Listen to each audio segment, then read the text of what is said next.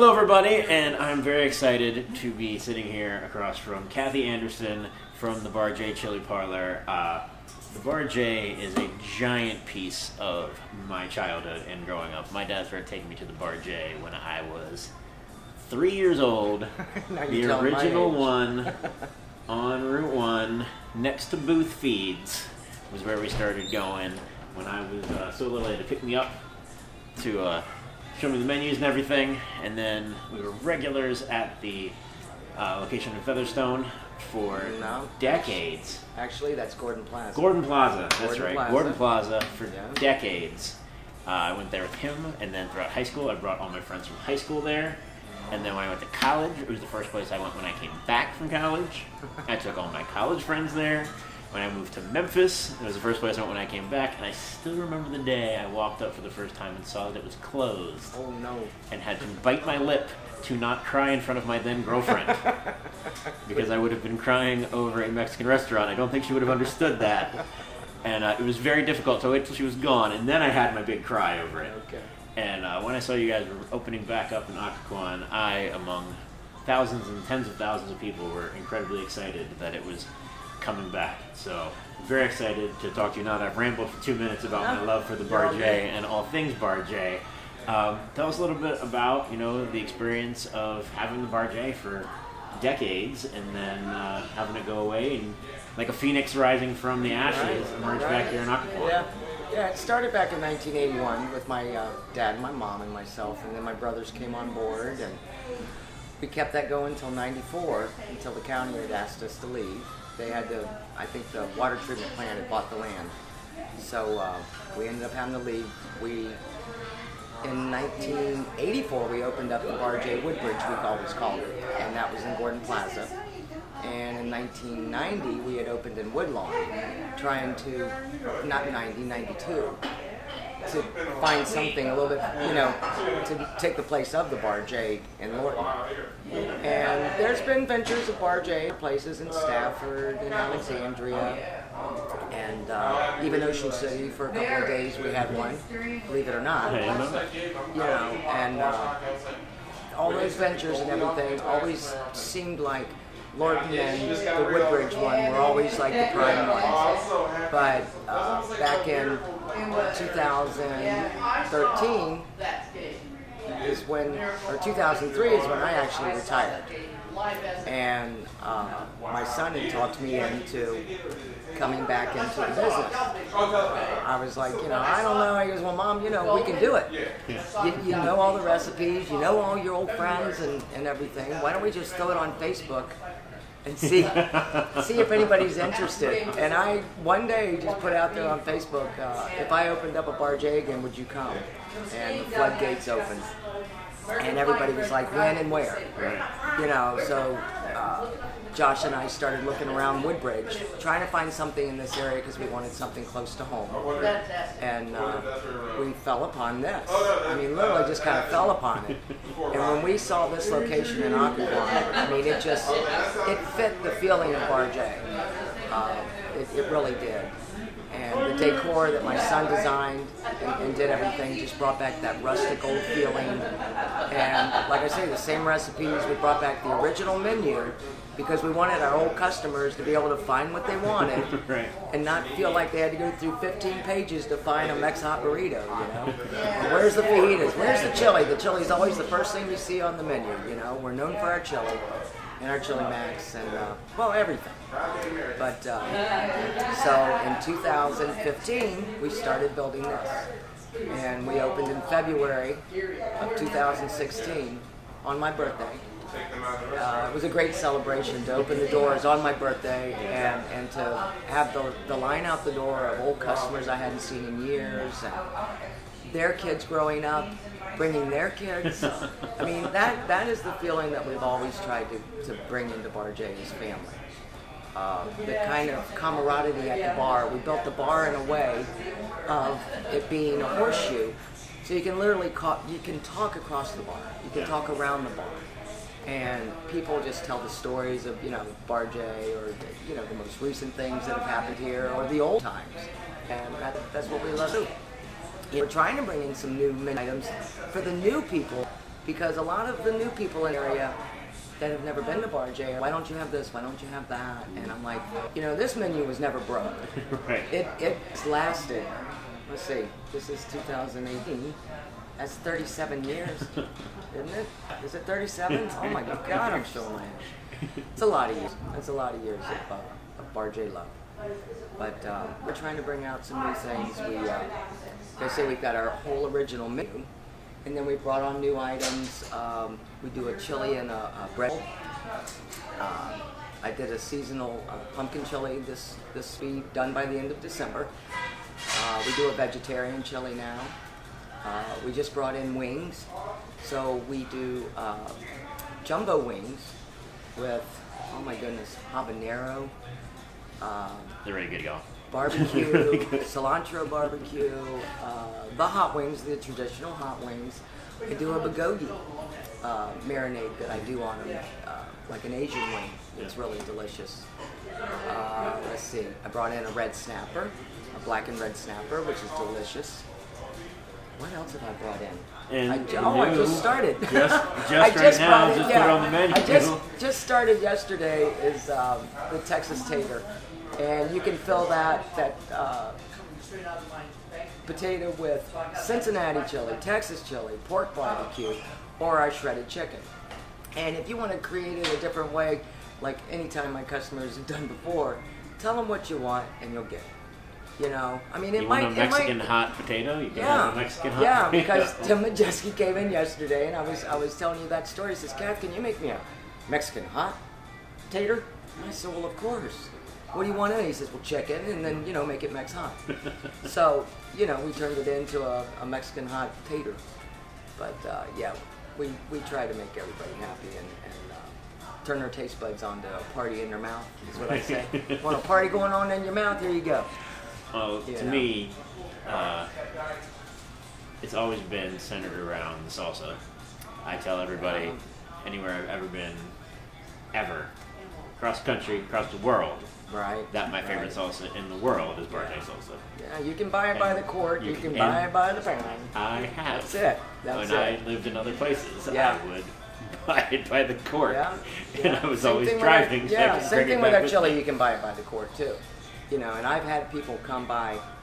I had a guy that was living out in Florida that was an old customer of ours. And every time he came to visit his family in Maine, he'd come by here and he'd call me. And bless his heart, Paul. He just passed away last year and I really miss him. But he would call me up and he says, "Kath, can I get 10 quarts of chili?" I said, 10? He goes, "Well, yeah." And I'm like, my goodness. He says, "I'm bringing 2 coolers. I got the ice and I'm going to freeze it when I get home and I'm going to have 2 when I get home. And then I'm going to have 1 a month. And then hopefully I'll have enough until I come back." He would even call friends that were coming to visit him. Yeah. "Pick me up some chili." So we are known for our Texas chili. We did actually win the chili cook-off, DC's Best Chili, back in '84. And I think that kind of put us on the map. Yeah, because Lorton was just a little, believe it or not, just a little dive joint. Yeah. And I looked at my dad and I said, "What are you doing?" Turned it into a family restaurant. My mom looked at him and go, "Yeah, okay." But it's what you make of it inside. It's the love that you put inside. And I've even got employees that worked for me way back in the day that have come back to work for me now, and their kids. Yeah. It's amazing. Well, I brought my 2-year-old for the first time, and she loves tortilla chips more than any other food. Is she eating the salsa yet? She's not eating the salsa yet. I tell you, I think I've that seen might, the young ones do it. I don't want that risk. Well, then we do have the mild. You got the mild green chili salsa, which is delicious too. So we try to do we try to do most of our dishes are mild. Mm-hmm. The devil steak is our flank steak diced up and sautéed in garlic and crushed red peppers and butter. And for a fire breather like me, oh yeah, it is one of my favorites. When it comes through the restaurant, you know it. You got to hold your breath. Yep. But I tell you what, it'll make your eyes water, y'all. When you add that rice and beans and guacamole, and then you got that roll to sop up all those good juices. I mean, look at me. I think I might be having a double steak tonight. And then our chicken and beef fajitas are delicious. Delicious. I'm a big fan of the green chili burrito. Yeah. That is one of my favorites. The green chili is very good.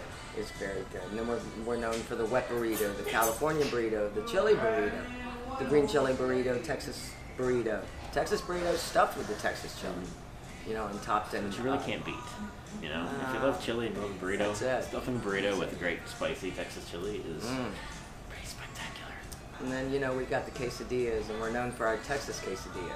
That can be an appetizer or a meal. A lot of people just get it for a meal, and it's stuffed with our Texas chili and jack and cheddar cheese, onions, tomatoes, jalapenos, and then we toast it on the griddle. And then we take it off the griddle and we top it with salsa and jack and cheddar again, and we pop it in the oven and get it even toastier. And then surround it with some lettuce and tomato, and yeah.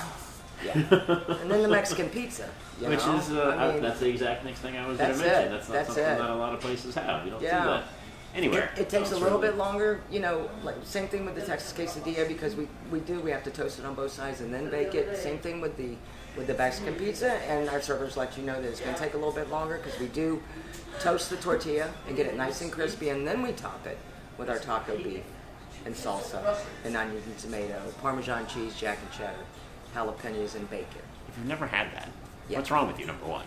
But I'm telling you, the Mexican pizza, I always say try it with the Texas chili. If you like a little zing going on, because between the salsa on it and the Texas chili, and then I gotta have sour cream on the side to calm me down.